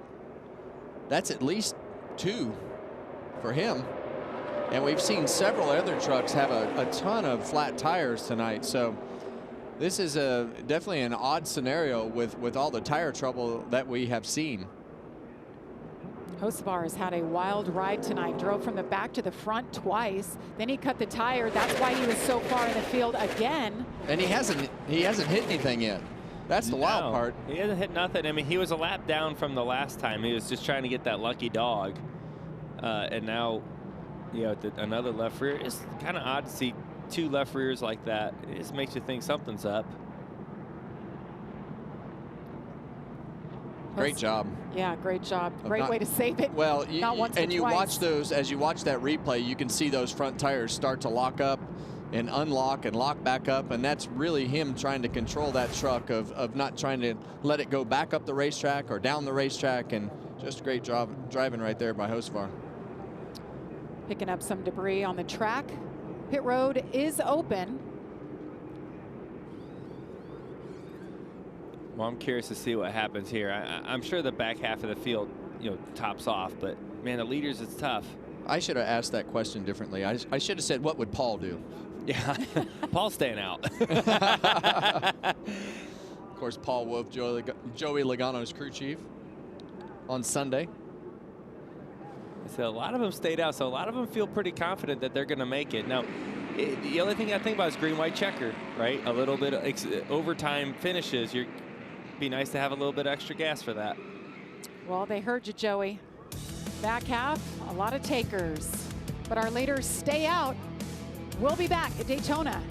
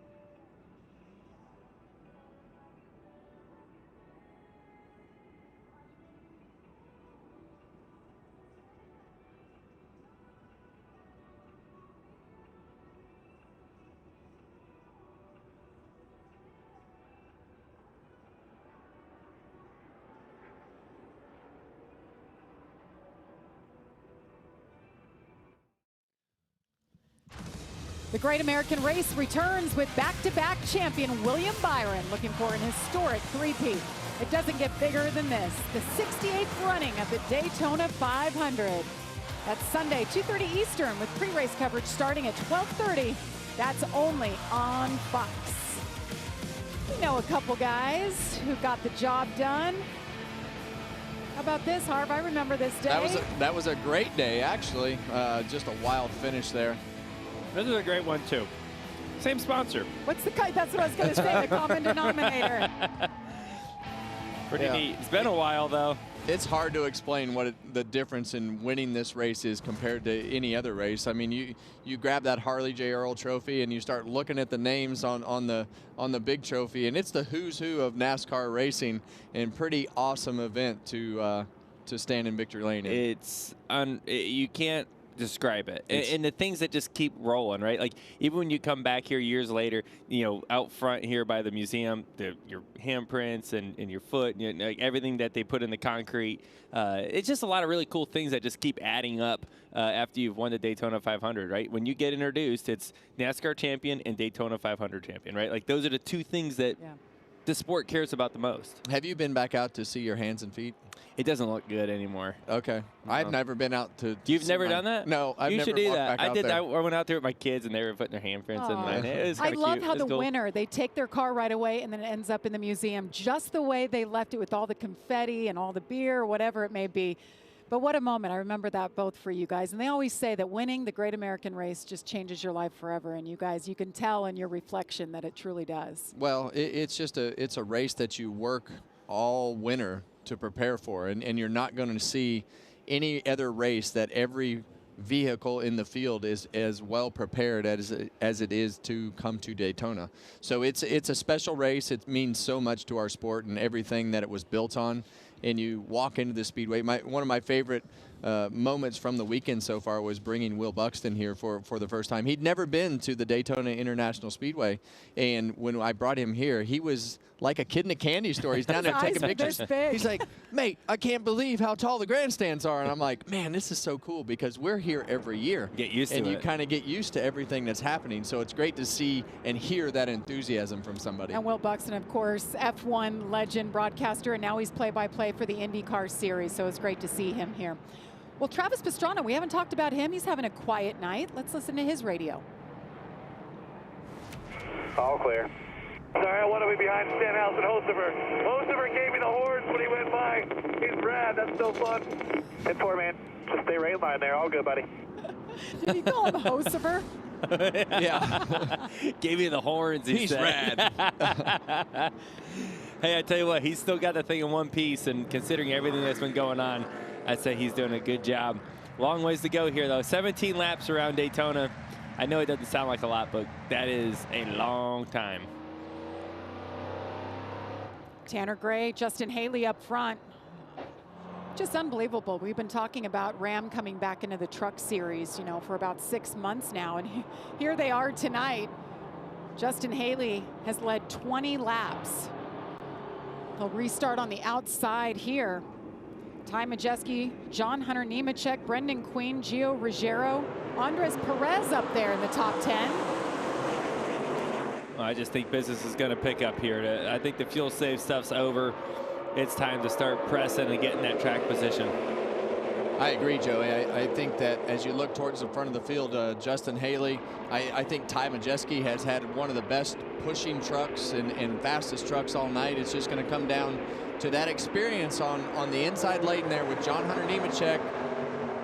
He's been the best pusher all night. Yes. He and Carson Hocevar.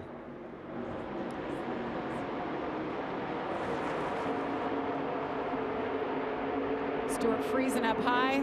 There's Michael McDowell still digging. Yeah, he's been digging out of a hole a couple times tonight. As the leader crosses the line, we've reached our Craftsman, 15 to go. It's Tanner Gray out front. Remember, Tanner Gray qualified up front, so he's got a pretty fast truck. So when you put a fast truck out in the wind, it can really lead a lane well. And you see that, like, he's not really keeping John Hunter that close to him. You see he got away, now John Hunter's back to him. He's not doing much to manage that, but he's got a really fast truck. Tanner Gray, one of those drivers, he's come up one spot short, never got that first career win. What if it happened tonight at Daytona? Well, we've seen some pretty surprising moments here at Daytona. I don't think it would be quite as surprising as some of the wins that we've seen here in the truck series, but always good to come back with that experience from the previous year and not have to learn all the things that he learned last year on the racetrack and at these super speedways and all the lessons that he learned. But like you said earlier, he's got the speed in that truck. We saw that in the first stage, and the fact that he's been up there all night. So there's a lot of things that could happen, and he could very well win this race tonight. Josh, tell us more about Tanner Gray. Well, Kevin talks about winning races. When I caught up with Tanner earlier today, his 7th season in the Truck Series, he said point blank period, I have to.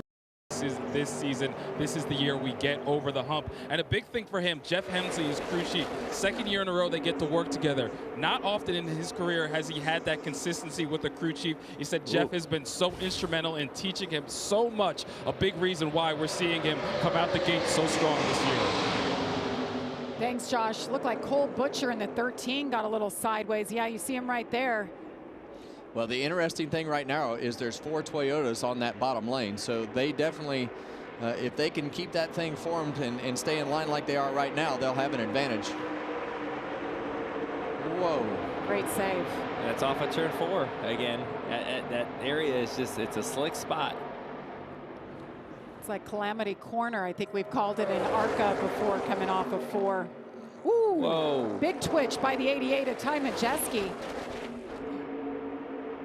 Oh my gosh, 77, Carson Hocevar. Gonna go for another spin. Contact with Butcher, he goes around. Is he gonna keep this truck clean again? Well, he kept his truck clean. The only thing I'm worried about with Carson Hocevar is how many more tires he has sitting in the pits. He was 3 laps down there, guys. He's down because of the flat tires, but he still just gets up in the middle of it. Another spin, and he brings it down pit road. Unharmed, we stay green. 12 laps to go.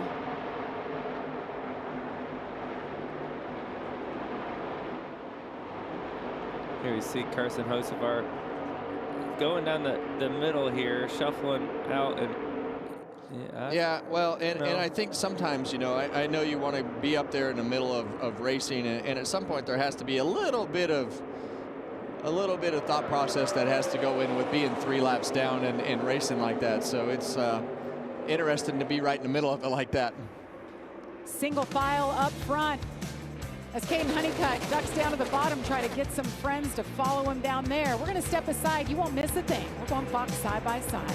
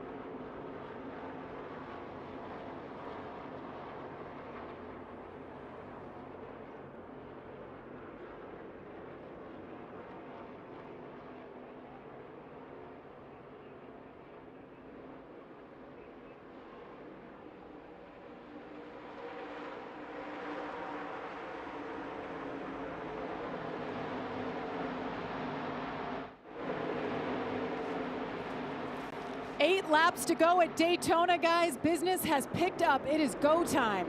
Yeah, and I don't know how we haven't wrecked right now already, but they have made some aggressive moves and got away with them. So nothing's really organized. It was a minute ago. And now, it's far from it. There's been a couple, big saves, and it caused some big stacks, and everyone will get all top of each other, and now we got a 3-wide race again. Guys, Michael McDowell back up front where he started this race on the front row. Got mired in the back for a bit. Yeah, and we saw what's going to be a questionable call with that yellow line as Michael McDowell went by John Hunter Nemechek. I think Nemechek squeezed him down right there and forced him below the yellow line, but either way, he has made his way back towards the front of this pack. They're getting organized, Joey. Well, just give it a minute, because they're going to be unorganized, because these trucks and the way that they're pushing and shoving, they're just getting these massive runs.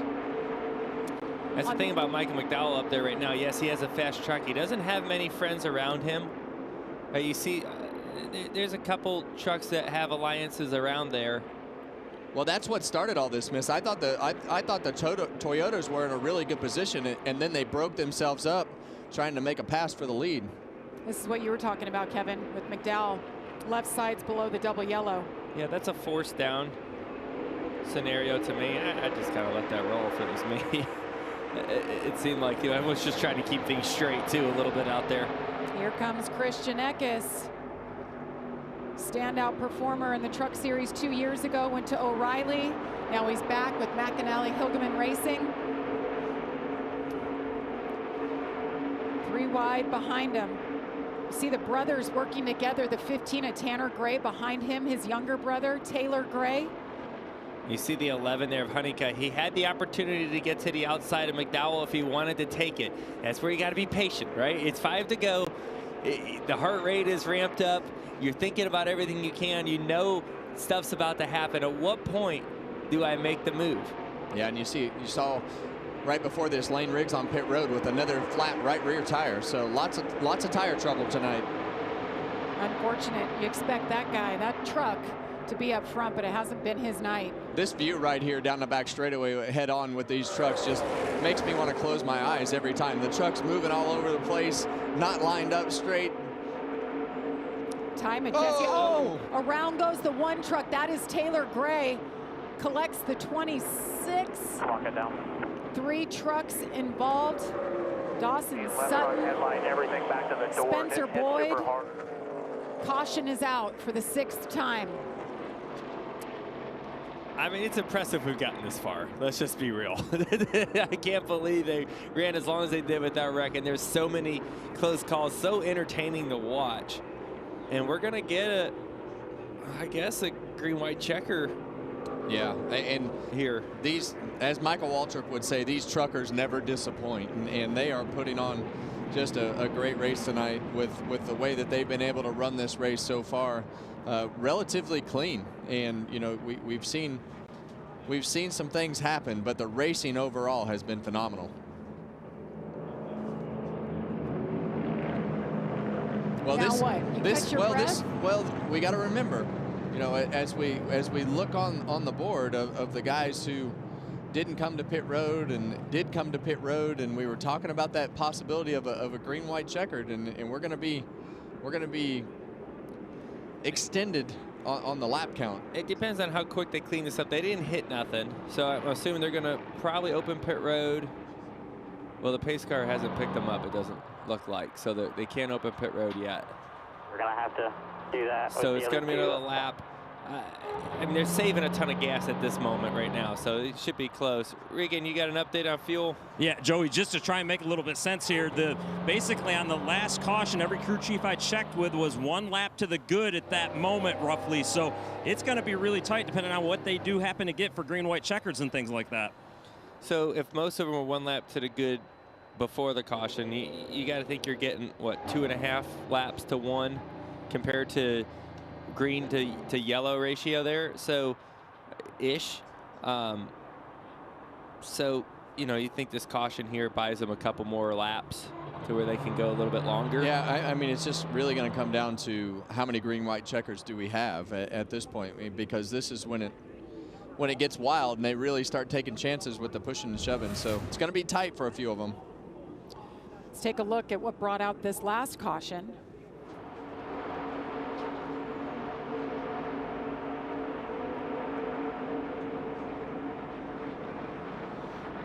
The one just kind of spins out off the nose of the 88 truck.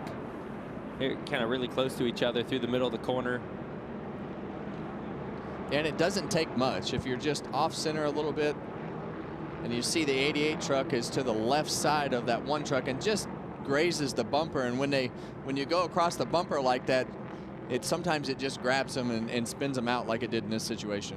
Taylor Gray has those white gloves on. I love when you guys wear white gloves. It's so easy to watch how hard you're working in there. Yeah, and you know, turn 4. It's every wreck so far tonight has been turn 4.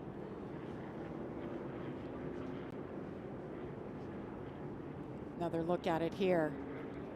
Yeah, and you see Dawson Sutton on the bottom hands of the racetrack right there. Kind of like Tony Stewart's wreck. Just wrong place, wrong time. Didn't do anything wrong.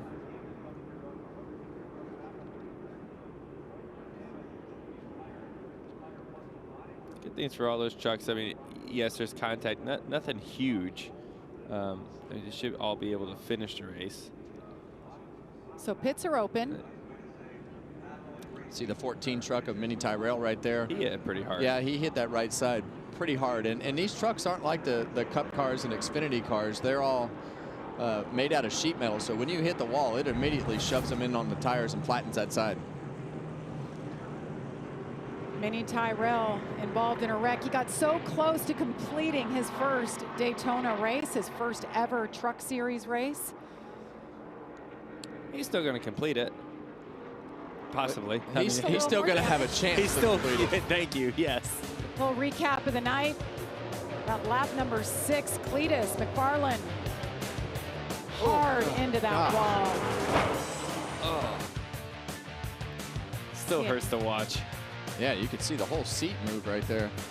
Carson Hocevar wins stage 1. He was on a roll.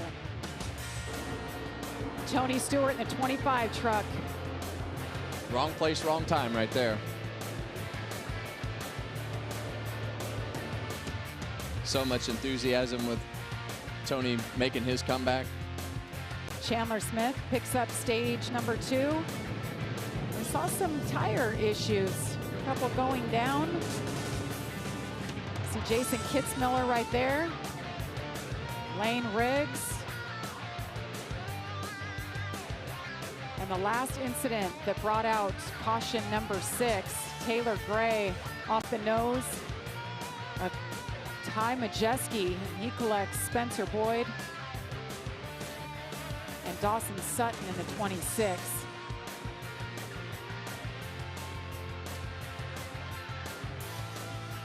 Well, we've had individual small carnage. We have not had the big one.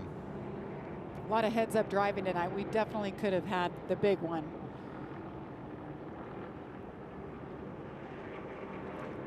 So this will be NASCAR overtime. It's a 2-lap shootout. If the leader takes the white flag, next flag ends the race, whether it's caution or the checkered flag.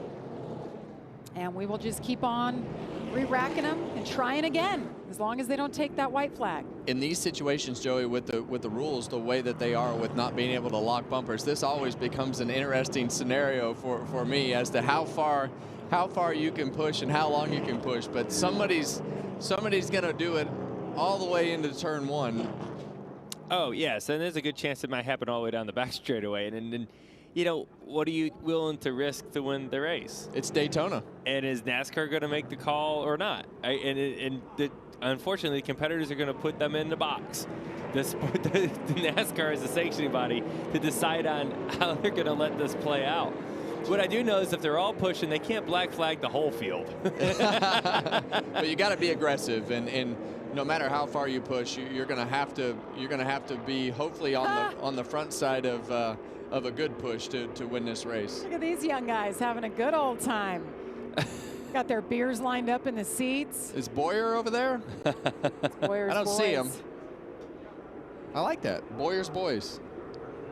We're approaching a record, guys. 30 lead changes tonight. Track and series record 31 back in 2021. It's been a very entertaining race to watch with all the comers and goers from the back to the front. Michael McDowell still at the front of this pack. He's gone to the back of the pack a couple times tonight, but that's what they're all after right there. They're all dreaming for that right there. Well, what I see or want to look at right now, if I'm a competitor, where's the alliances, right? You got a couple Toyotas on the top lane. They're probably going to work together somewhat, right? How deep is their roots? Right? How long will they stick together before they start to race? Unfortunately for Justin Haley, he's the only Ram, let's see, in the top 20. And McDowell is the only Chevy as well in the top 5. So right now, if doing odds, you're going with the two that are going to actually have a chance of sticking together. Maybe they will, maybe they won't, but those two Toyotas up top have the upper hand right now. And a lot of times things happen so fast with these trucks, with the runs that they get. Sometimes you just have to take what you get and hope that it works out. All right, can Michael McDowell finish this thing off? Inside of Caden Honeycutt. Here they come. Green flag in the air. It's NASCAR overtime. When you want to get everything that you can, because you want to be in position in case you get back to this white flag, and because after that you just never know how it's going to work out. Gio Ruggiero, to your point, Joey, those Toyotas working together on the outside. John Hunter Nemechek just behind him. When you see the 16 truck break off the back bumper of that 7, you see the momentum that it breaks. And now they're going to get 3 wide. That inside lane is completely broken up. Cole Butcher in the 13, guys, he got hung out and he just dropped all the way to the back. Here comes John Hunter Nemechek. And John Hunter, he's been fast all night, and here he's going to get right in front of McDowell. McDowell's going to say, no, I don't think so. Oh, he's going to spin. Around goes McDowell. He collects 1 truck in that chaos. Will we stay green, guys? There's still green. White flag is in the air. It is the final lap. See a big run on the bottom right here. John Hunter. John Hunter's going to have a huge run. Now, everything that the leaders didn't want to happen happened. They got separated. But that front pack is a lot smaller than what it was. So here comes the run. Guys, Caden Honeycutt in that 11. Gio Ruggiero goes to the bottom. John Hunter Nemechek through the middle. He's got a great push. Not over yet. John Hunter Nemechek. They're still tapping behind him. Can they keep it clean? Off turn 4. Bottom. That was a late block to the bottom. The 27th running. He's going to get to his outside. They're going to his inside. Oh! 4 wide across the Chandler flag. Smith. Chandler Smith. At the very end. Yeah. Unbelievable. He stayed on the bottom. They all went up. Don't look at the scoring pylon right now. It is unofficial. But Chandler Smith is celebrating on the radio. And after missing qualifying for the Daytona 500 last night, this would be a massive win for Chandler Smith. When 38, Chandler Smith is your winner. What a finish. Unbelievable. And you said it. What a turn of events for him last night. Heartbreaker. The next day, that's racing for you, isn't it? It's an up and down roller coaster. Great win for awesome. Front Row Motorsports. Chandler Smith joined this team a year ago. And I did not see that. I did not see that coming. I really thought that the John Hunter Nemechek and those guys had that race under control. And they got to banging doors right there and knock so much momentum out that bottom lane just opened right up, and Chandler Smith came right through. They said that was the fastest fish in Daytona. It's the best driver in Daytona tonight. He was 6th place entering turn 3. He might have been 6th place coming off of turn 4. How that all happened. We'll take a look back at how it all happened. Meanwhile, the 23-year-old from Talking Rock, Georgia. I love this, Joey, Kevin. When you burn out and you turn around and your whole team is there to celebrate with you. Yeah, and we had all the hype about all the stars in the race, all the new things that were happening. And what do we see? Cup drivers in the field, and we have a Truck Series regular going to victory lane here at Daytona. And really how that all happened is nobody was willing to work together. Right? Everybody, as soon as they had a run, they took it. Had a run, they took it. And so it just ended up in this big ball of cars, really. There's no organization. There was no teamwork there at the end. And it really started off at turn 4 when Michael McDowell tried to make that aggressive move and wound up sideways. It kind of broke that pack up as we came to the white flag. 32 lead changes tonight, guys. That is a Truck Series record for the most here at Daytona. Let's see how it all shook down. Right there on the bottom. Look at that green truck. That's Chandler Smith. And Ty Majeski puts him in a position, but you see Gio have some contact with John Hunter right there, but Eckes has the back bumper of John Hunter Nemechek, and right here you wouldn't think that Chandler Smith is going to win the race, but a little more contact with the 17 and the 91. John Hunter comes down the racetrack to block. And right there to say nobody's saying they're going to push each other, all get up the racetrack, lose their momentum, and boom. There, they all got out of his way. Thank you. The seas parted, and he just drove right past them. Didn't see him coming, did they? No, they were worried about the trucks on the outside of him, and ultimately Chandler Smith snuck up on him on the inside, never broke his momentum, and had a great push from Ty Majeski to win the race. Sneaky win. Chandler Smith, 6th place going into turn 3 to victory. That's what it's all about. Let's go, brother! Yes!